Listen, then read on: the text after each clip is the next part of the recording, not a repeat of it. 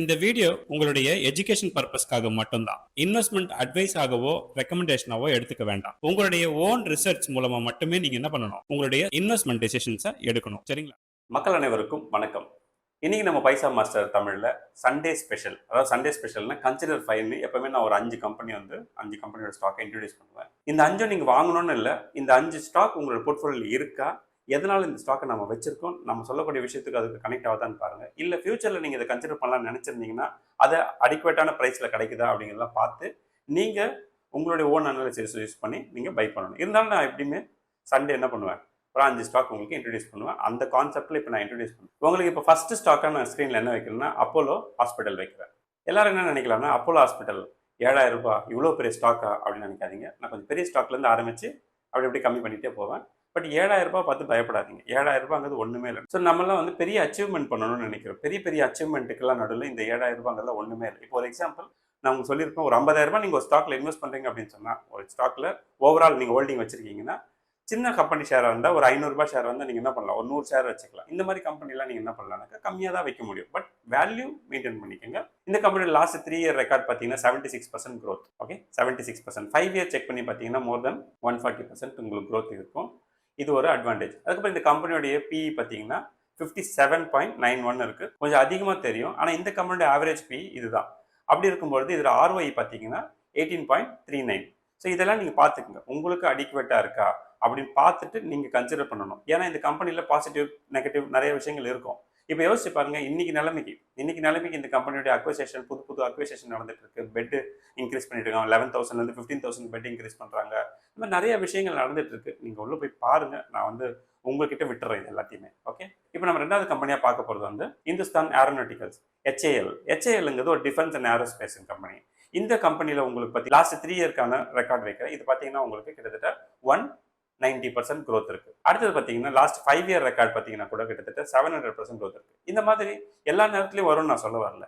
But இந்த மாதிரியான கம்பெனிலாம் உங்களோட போர்ட்ஃபோலியோ ஆல்ரெடி இருக்கா அப்படின்னா உங்கள் போர்ட்ஃபோலியோ நிச்சயமாக இன்னைக்கு கலர்ஃபுல்லாக இருக்கிறதுக்கான வாய்ப்புகள் இருக்குது. டிஃபென்ஸில் வந்து இவங்களுக்கு இன்னைக்கு என்ன பண்ணியிருக்காங்கனாக்கா நிறைய 2.5 ட்ரில்லியன் வரைக்கும் ஆர்டர் புக் இன்க்ரீஸ் பண்ணியிருக்காங்க. அதெல்லாம் உங்களுக்கு ஒரு ப்ளஸ்ஸாக இருக்கும். இந்த கம்பெனியோட பிஇ பார்த்தீங்கன்னா ரொம்ப பெருசாலாம் இல்லை. ஃபர்ஸ்ட் சொன்ன கம்பெனியாவது கிட்டத்தட்ட ஒரு 60 கிட்ட இருந்தது. இப்போ பாருங்க இது வெறும் 31 பிஇ தான் இருக்கு. இதெல்லாம் வந்து அடிக்குவேட்டாக வாங்கலாம். ஏன்னா எங்களோட ஆர்ஒஐ செக் பண்ணுங்க 22%க்கு மேலே இருக்கு. ஸோ இதெல்லாம் உங்களுக்கு ஒரு வாய்ப்பாக நீங்கள் பார்த்து இது நீங்கள் உங்களுடைய போர்ட்ஃபோலியோல அக்யூமுலேட் பண்ணுற வேலையை பார்க்கணும். இந்த கம்பெனியில் இருக்கிற பாசிட்டிவான விஷயங்கள் நான் ஏற்கனவே சொன்னேன். 2.5 ட்ரில்லியனுக்கு உங்களுக்கு இப்போ ஆர்டர் புக் ஓப்பன் ஆயிருக்குது. ஸோ கவர்மெண்ட் பாலிசியில் இருக்கிறதுனால சில ப்ளஸ் அண்ட் மைனஸஸும் இருக்கும். பட் அதெல்லாம் நீங்கள் ஃபாலோ பண்ணி பண்ணலாமா வேணாமான்னு முடிவு பண்ணிங்க. நான் உங்களுக்கு ஆப்ஷன் உங்களுக்கு விட்டுறேன்.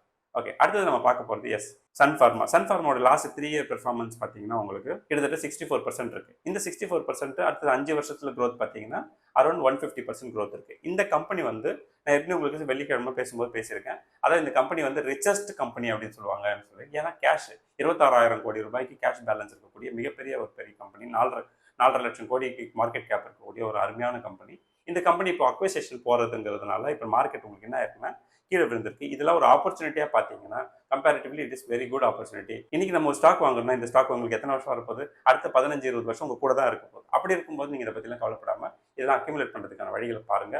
ஸோ இது ஒரு ஆப்பர்ச்சுனிட்டியா நீங்க பார்க்கணும் அப்படின்னு சொல்லியிருக்கேன். இதோட பிஇ பார்த்தீங்கன்னா ரொம்ப வஸ்ட்லாம் கிடையாது, அருமையான பிஇ 36ல தான் இருக்கு. உங்களுடைய ஆர்ஒஐ பார்த்தீங்கன்னா அகைன் 14.84 இருக்கு.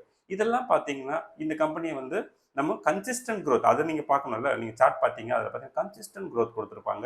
ஸோ இதில் ப்ளஸ் அண்ட் மைனஸ் பார்த்தீங்கன்னா ஆல்ரெடி வெள்ளிக்கிழமை நம்ம தேவையான அளவுக்கு அலசிட்டோம். அதை ஒரு வேலை வேணும்னா சொல்லி நான் கார்டு கொடுக்குறேன், போய் பாருங்க. நிச்சயமா உங்களுக்கு யூஸ்ஃபுல்லாக இருக்கும். ஓகே, டேரிஃப் எல்லாம் இவங்க வந்து ஓவர்டேக் பண்ணுறது தான் அக்வசேஷன் மாதிரியான விஷயங்களுக்கு போறாங்க அப்படின்னு நீங்க பார்க்குறீங்க இல்லையா. அடுத்தது நம்ம பார்க்க போகிறது ஆக்சிஸ் பேங்க். உங்களோட போர்ட்ஃபோலியோ மோஸ்ட்லி பார்த்தீங்கன்னா நிறைய பேரோட போர்ட்ஃபோலியோல ஆக்சிஸ் பேங்க் இல்லாமல் கூட இருக்கும். ஆனால் இது ஒரு ஸ்ட்ராங்கான பேங்க், ஒரு லார்ஜ் கேப்ல வரக்கூடிய ஒரு அதாவது டயர் 2 டயர் 3 சிட்டியில கூட இருக்கக்கூடிய பிசினஸ் பீப்புளுக்கு உண்மையிலேயே ஆக்சஸ் பண்ணக்கூடிய இடத்துல இருக்கிற ஒரே பேங்க் எதுன்னு கேட்டீங்கன்னா, அதுவும் இவ்வளவு பெரிய பேங்க் எதுன்னு கேட்டீங்கன்னா ஆக்சிஸ் பேங்க் தான். இப்போ உங்களுக்கு கிட்டத்தட்ட பார்த்தீங்கன்னா லாஸ்ட் 3 இயர்க்கான சார்ட் வைக்கிறேன். இதுல கிட்டத்தட்ட 60% வரைக்கும் உங்களுக்கு growth கொடுத்துருக்காங்க. இத்தனைக்கும் இந்த வார் பேனிக் சுச்சுவேஷன்லேயே சொல்றேன்.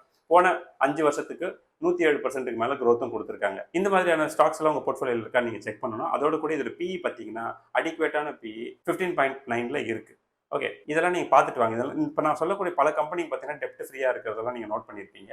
அப்படி நீங்கள் கொஞ்சம் கோத்ரூ பண்ணிவிட்டு இதெல்லாம் உங்களுக்கு சரியாக இருக்குமா இல்லையா அப்படிங்கிறத பார்த்து நீங்கள் இன்வெஸ்ட் பண்ணுங்கள். ஏன்னா இவங்களோட குவார்ட்டர்லி ரிசல்ட்டும் சரி, இவங்களுடைய கண்டினியூஸ் க்ரோத்தும் சரி, க்ளீன் அண்ட் நீட் அப்படின்னு சொல்லுவாங்க, அந்த மாதிரி இருக்கும். மார்க்கெட்டில் எந்த மாதிரியான இஷ்யூவும் உங்களுக்கு இப்போதைக்கு இல்லைங்கிறது ஒரு ப்ளஸ் உங்களுக்கு.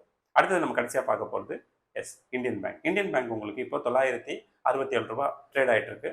பட் இது பார்த்தீங்கன்னா லாஸ்ட் 3 இயரில் மட்டுமே 240% க்ரோத் கொடுத்துருக்கு. எவ்வளோ? 240% க்ரோத்.